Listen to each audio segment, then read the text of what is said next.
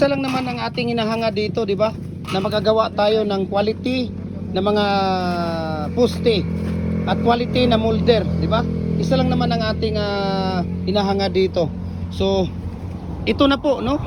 Amazing po talaga itong molder natin at hulog talaga ng langit ito dahil talagang dito lang yan sa Cagayan de Oro, no? Ang talagang gumagawa dito ng mga original na mga molder kagaya ng hollow blocks, bricks, decorative, RCPC pipe culvert, 'di ba? We can customize din, no? Kagaya nito, dragon fruit post or fence concrete post, 'di ba? So ito, dahil maghapong ginagamit, ito ang gagawin natin.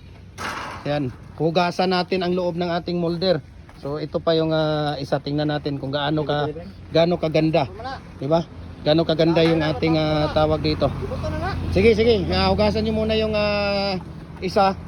No, every morning maglalagay tayo ng used oil dito sa ating tawag dito, sa ating molder. Naglalagay tayo ng used oil sa loob ng molder para po makinis at hindi didikit ang pag-angat natin sa ating molder. So every morning lang tayo maglalagay ng used oil at every hapon pagkatapos gamitin, hugasan ang loob ng ating molder.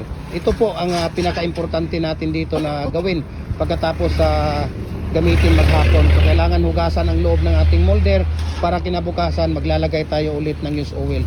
Napakaganda, tingnan niyo, napakatibay po. Lifetime na gamit niyo na po ito.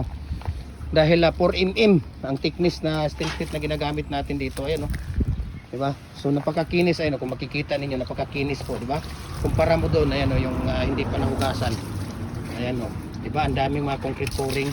So kailangan hugasan siya.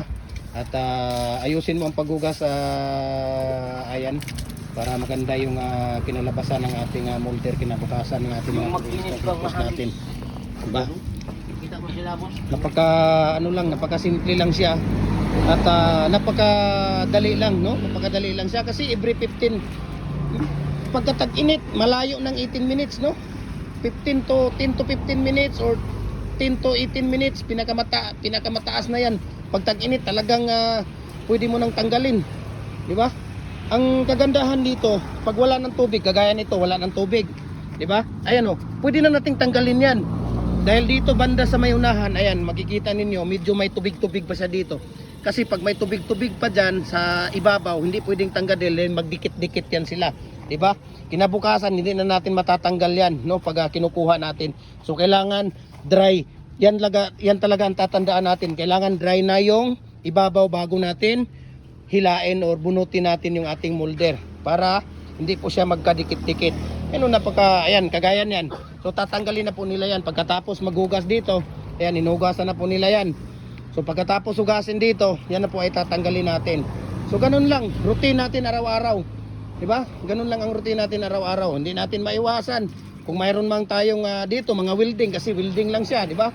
Kung nahulog or na ano nila sa na tawag dito, natanggal, pwede naman nating i-weldingin yan. Wala namang problema yan. Napakabilis lang, diba? So dadalhin na nila yan doon dahil itatago. Kailangan nating itago ito dahil mahal itong molder. So ayan, ilalagay dyan at dadalhin doon sa tindahan, diba? So ngayon, yung isa, yun naman ang tatanggalin natin. Ayan. Sige, pwede na tatanggalin yan. Pwede nang tanggalin yan. Ayan, diba? Napakabilis lang. Ayan, diba? Ang bilis, nako. Basa pa nga siya. Ayan, tingnan ninyo, kunting hulog dito, Ayan, makikita ninyo kunting hulog dahil minamadali natin. Ayan, So madali lang yan, i-retouch lang yan, no? I-retouch lang yan. Walang problema yan. Dahil minamadali natin, ay hulog yung dulo, dahil basa pa talaga siya. At minamadali dahil hapon na nga.